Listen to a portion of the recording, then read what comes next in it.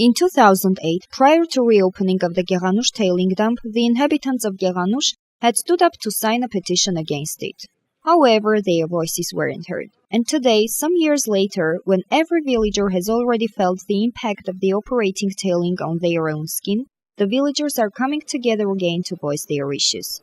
This time, the letter presenting regular health, environmental and economic losses addressed to Dundee Precious Metals Kapan closed-joint stock company was signed by 184 inhabitants of Geghanush, demanding compensation for every loss they have suffered.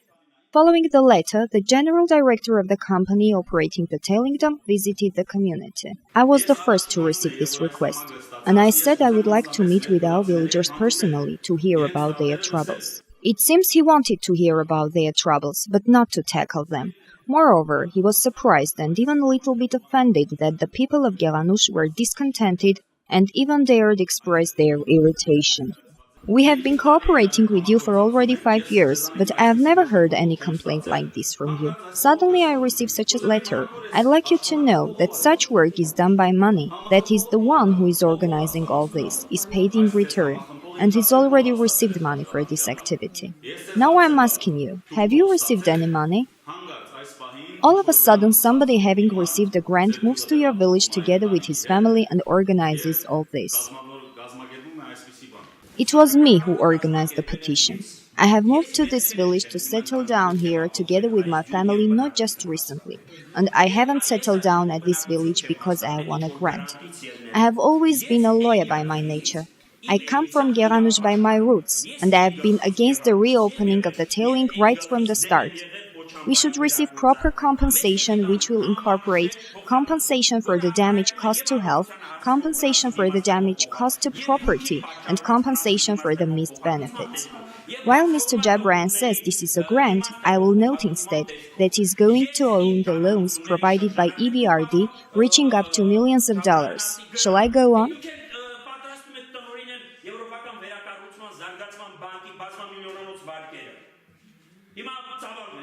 Haraj Jabran's statement that this protest of the villagers was promoted by an NGO in the frames of a grant inflamed the situation instantly. Mr. Jabran, why are you saying that Mr. Halapian has persuaded me? You are lying. Ivan, why aren't you speaking? Everybody, let's leave the hall.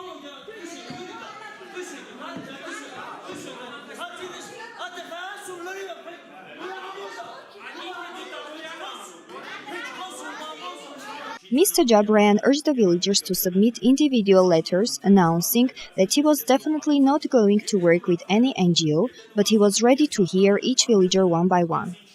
Just briefly write to me. I used to have a garden here about its size. Then attach the certificate of ownership of your garden as well as some photos to the letter. Also mention the years you used to cultivate it, how much harvest you got during these years, when you stopped cultivating it, and in addition show the place of your garden on the map. Upon obtaining certain facts, experts should approve or deny the hazardous impact of the tailing. According to Haraj Jabran, this is the only way of getting compensation. Merely facts. One of the villagers opposed to this. Prove to me that it doesn't cause harm. How much effort will it take me to bring proofs? No medical institution will dare state that the odor of the tailing is the reason for headaches. Many of the villagers invited Mr. Jabran to their houses, gardens or bands to witness the facts personally, assuring that the most vivid proofs could be found there. The proof is in my barn. I have a cow that has spawned for 6 times already, but I have never seen it this way. It spawned an abnormal calf and now it has no milk to feed it. I'll milk another cow to feed the cow. All this is the result of the tailing. If you come here at 8 or 9 o'clock early in the morning, you'll see that everything is covered with smoke. They poison us. Who would you like me to mention? My Alex, who is suffering from allergy. My Jana, who due to her severe allergy can't stay here. Or Badalian's Martin's son.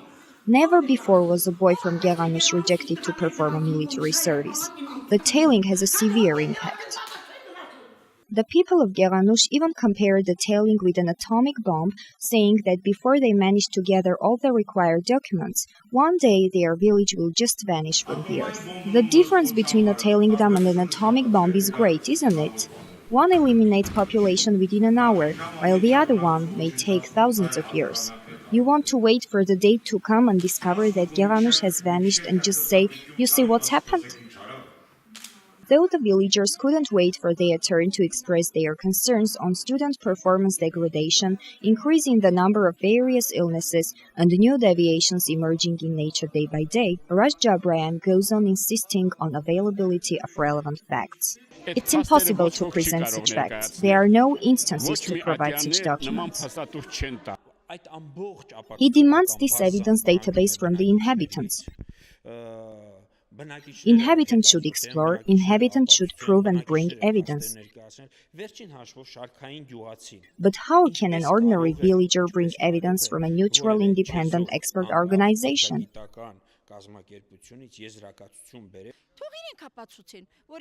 Let them prove that when this rusty rain falls, it's not harmful for nature, for animals, people, trees and flowers. The meeting wasn't effective for both of the sides. Raj Jabrayan realized that this time the villagers were more determined and were ready to fight for their rights up to the end. The villagers in their turn became sure that Mr. Jabrayan apparently had no intention to provide any compensation. The villagers were dissatisfied because Mr. Jabrayan didn't fulfill their request, and Mr. Jabrayan in his turn was discontented as he wasn't able to persuade the people. As a well-known proverb says, many hands make light work. It's already the second time the village has come together.